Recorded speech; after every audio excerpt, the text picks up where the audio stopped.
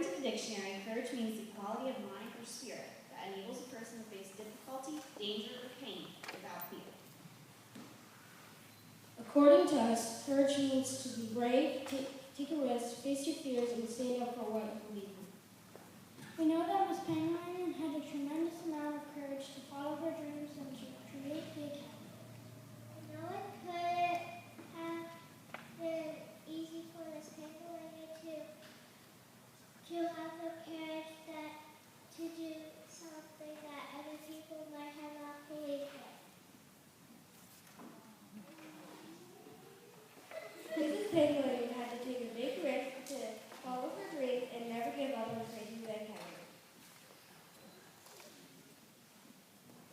It was probably really difficult to have enough money to start school and keep it running, but we knew that was a risk that Miss Pangilinan was willing to take.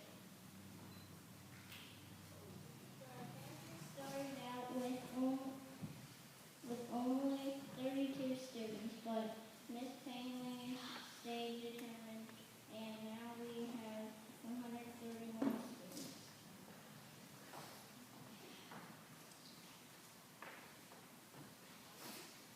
We know Miss Pangilinan had to be brave to make changes to help everyone, even if they didn't like them.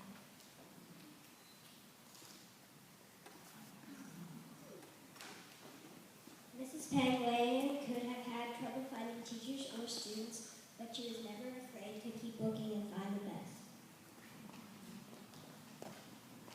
Miss Pangilinan had a vision to turn the church building into a school, which created a fun place for us to learn and grow.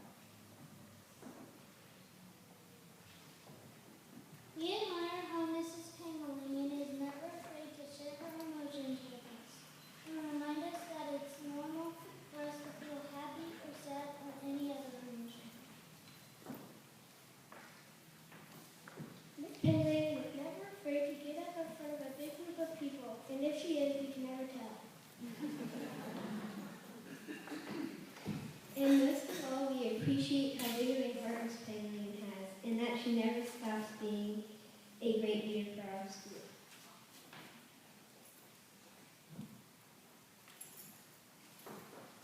In honor of the Academy's 10th birthday, we named 10 ways Mrs. Pangilinan showed courage to follow her dreams.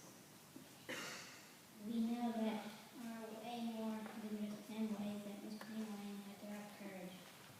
I want to say thank you for being the courageous person she is and giving us a place to learn how to be the best we can be.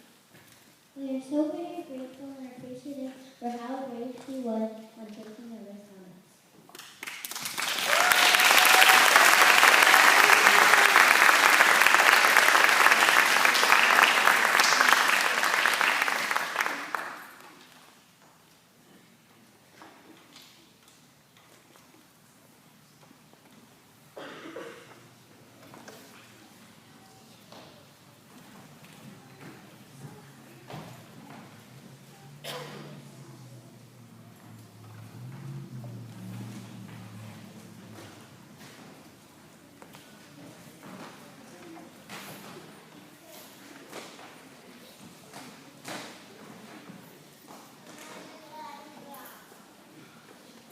Well, I wasn't sure what was planned today, so this was a big surprise for me. So I didn't plan to speak about things, but since you all were talking about courage, it made me think a lot while you were talking.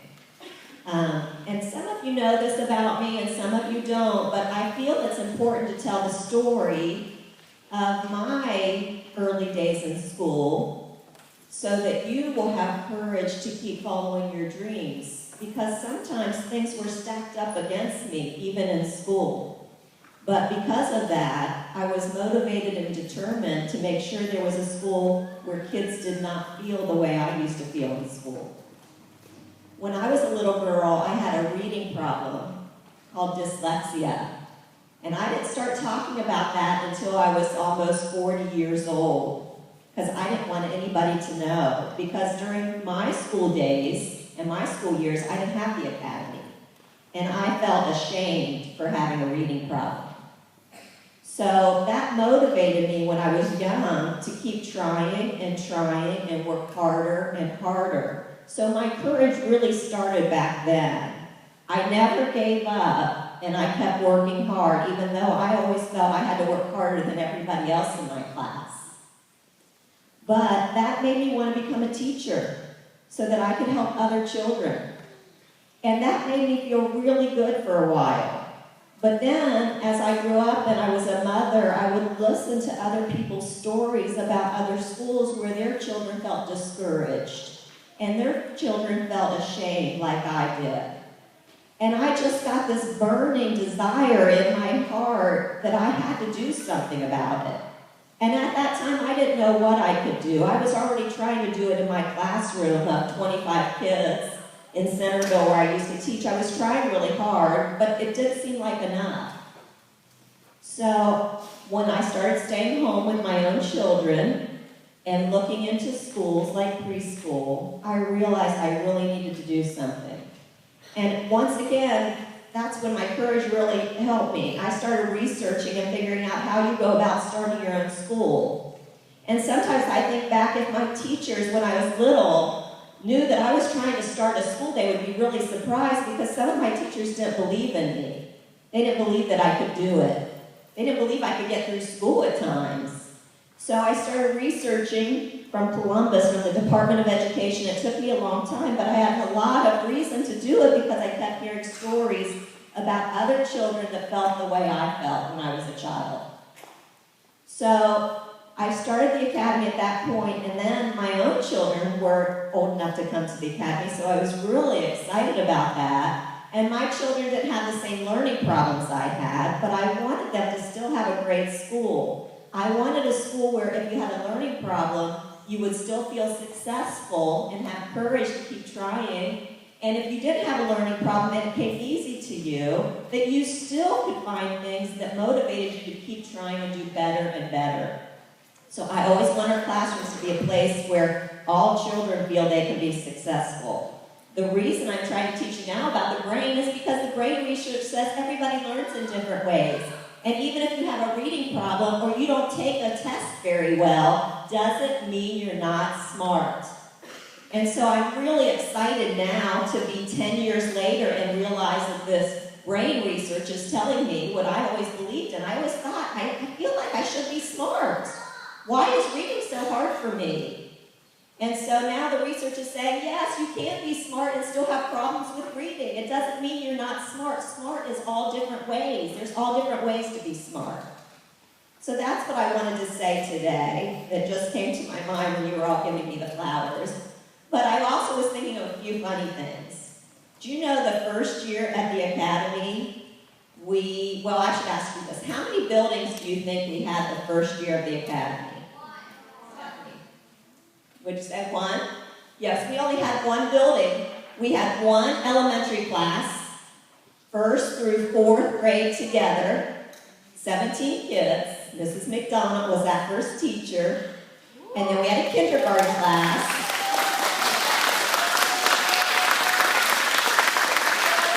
The next year we added more kindergartens and we hired Miss Moore. Sarah Lynn Moore was the second teacher.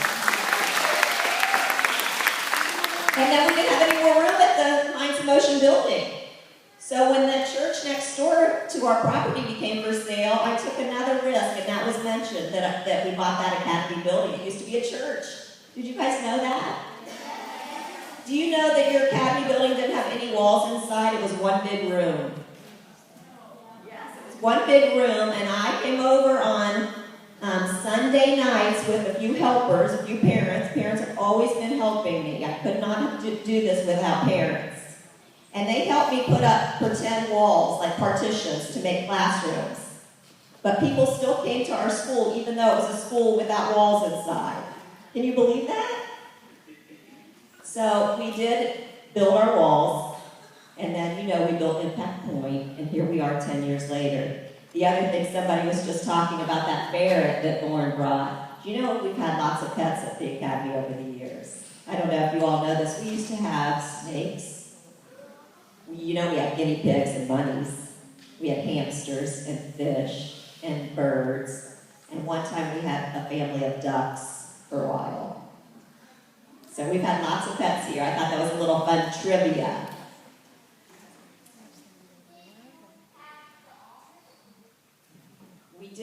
have the office. Mrs. McMahon's office used to be the copy room, and the old copy room used to be a storage room. So lots of things have changed around here in 10 years. I don't think you can imagine all the changes unless you were here for 10 years. So I do know that I'm going to turn this over to Mrs. McMahon to talk about people that have been here for 10 years. All right. So I need